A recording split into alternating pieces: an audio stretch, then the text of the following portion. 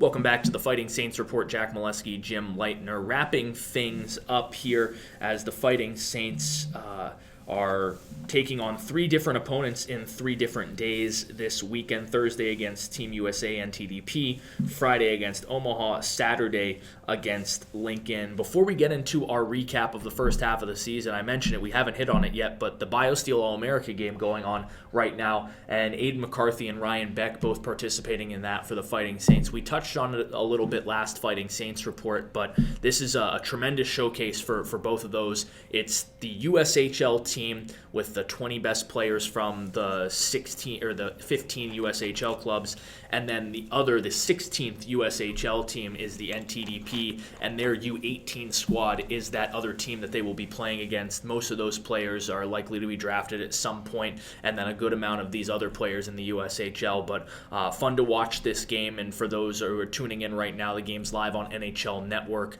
Always a good chance for the Fighting Saints to get representation, not just for the Dubuque brand, but even more importantly for these two young players to try to cement themselves as legitimate prospects in the eyes of a lot of these scouts. Yeah, and I think what excites both those guys a lot is they're playing so close to home.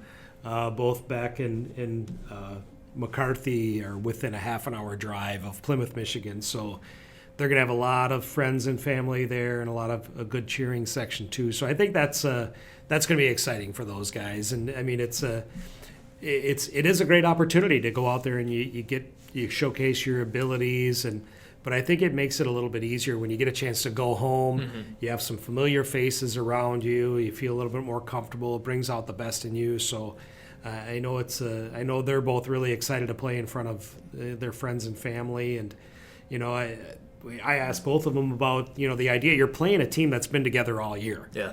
The U18 team, and you're just a group of guys that are thrown together, and they didn't seem like that was as big of an issue to them. A lot of them have played together in the past. I know Beck played on the Ivan Holinka tournament team last summer, so he's familiar with a lot of those guys. And they both said, when you're playing with teams or players that have a lot of skill and have a lot of hockey IQ, it's easy to mesh together. So I think Team USHL is going to do all right against the U18s tonight. Yeah, it'd be fun to watch that again at NHL Network if you're interested in tuning in right now. Looking at the first half of the season for the Fighting Saints, we'll hit it on Thursday. 31 games. Dubuque will either be 22-8-1 or 21-9-1. Either way you look at it, it's been a tremendous first half of the season for Dubuque. They started the season off on a 7-game point streak. They started the season off on a 6-game win streak. And right out of the gates, you and I both talked about it early on in the Fighting Saints report. This had a feeling of a team that was going to do a lot of good things this year. Nothing's really changed my mind through 30 games so far. No, the stat that really jumped off the page to me when I was looking through it is, right now the Saints are 21-8-1. So they have 9 losses combined. Only 3, all those games were 1-goal games. Now there were 3 games that were 2-goal losses, but they came because there was an empty net goal. So, all 9 of their losses came down to the final minute, and they all had they had chances to win all of them. That doesn't happen. You're looking at a team like Waterloo, which is running away with the West. They haven't done that. I mean, they've had some bad losses where they've been really, they haven't played well. And again, I look at the schedule. There really hasn't been a bad loss. I mean, the 9 losses they've lost to elite teams in the league. The only loss that they haven't had to an elite team was Cedar Rapids, and when you're playing a big rivalry series like that, you're bound to lose one of those games, no matter what, if the team's not as good. But again, it's a lot to be excited about for the second half of the season. When you look at the record, you look at even the losses have been real close, and they've always been in them. I think that's the stat that's most impressive to me right now is Dubuque only has 1 loss to a team that's not ranked in the top 4 in the USHL right now. They have 2 losses to Waterloo. They have 2 losses to Fargo. They have 2 losses to Team USA. They have 2 losses to Chicago, and then that lone loss to Cedar Rapids. They've taken care of the teams that they need to beat below them in the standings. And the teams above them in the standings Team USA, Chicago, and Fargo, they haven't beaten yet this year. They won't have a chance to beat Fargo in the regular season. They'll have another shot at Chicago. They'll have a couple more shots at Team USA as well. They've beaten Waterloo 3 times.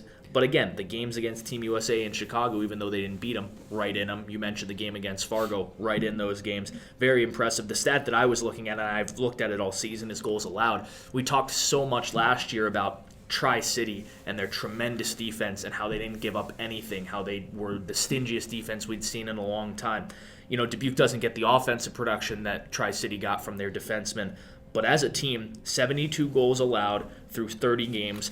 They're just off the pace that Tri-City set last year. Tri-City allowed 144 goals in 62 games last season. So if Dubuque posts a shutout in the next couple games, they'll be right on the pace of Tri-City for 144 goals allowed in 62 games, which is just incredible. You look at the rest of the teams who haven't given up 100. It's Chicago, Waterloo, Fargo, and Omaha. But Dubuque is 12 goals allowed fewer than the next closest team in the league, which is Waterloo. It's been a tremendous defensive start to the season for the Fighting Saints. It has, and I mean, I look at look at the depth chart for the Fighting Saints. They've got 8 defensemen on the roster right now.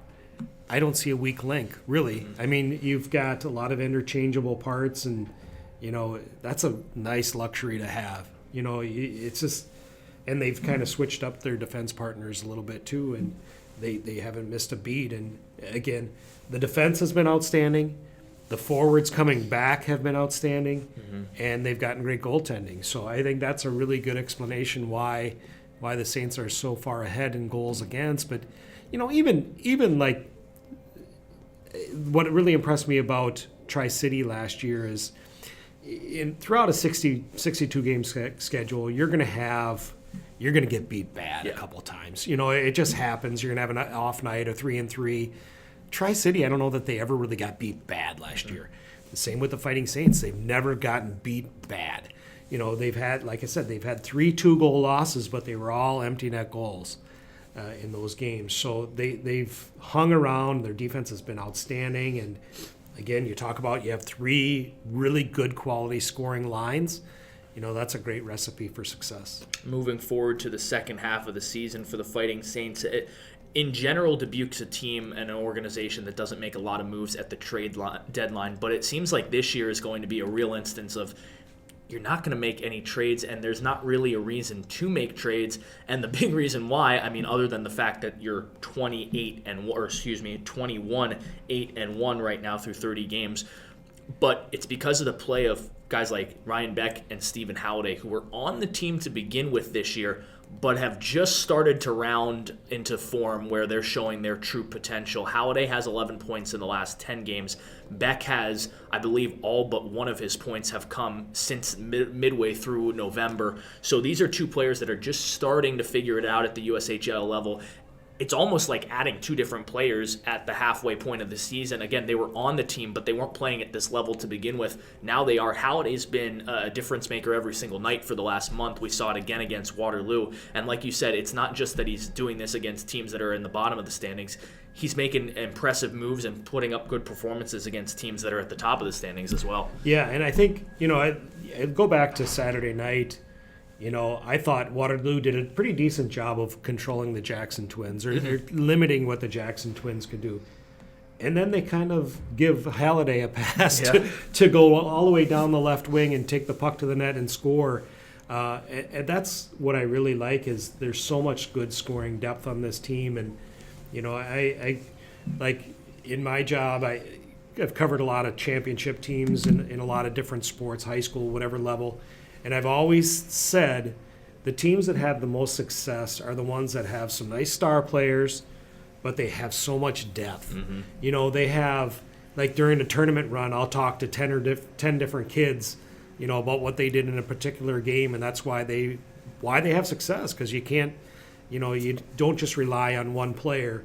And that's really what I've seen here from this team here in Dubuque is, you know, they have their stars, but they have a lot of them. They have a lot of balance. They have a lot of depth. They have a lot of guys who understand their roles and do it. Even that fourth line, even though their production isn't as great as the top three, they all contribute in different ways, and you put it all together, they have a really good, solid hockey team. It's been a fun team to watch halfway through this season, and as I mentioned, you're going to be jam-packed the rest of the way with 31 games to play, or 32 games to play, I should say.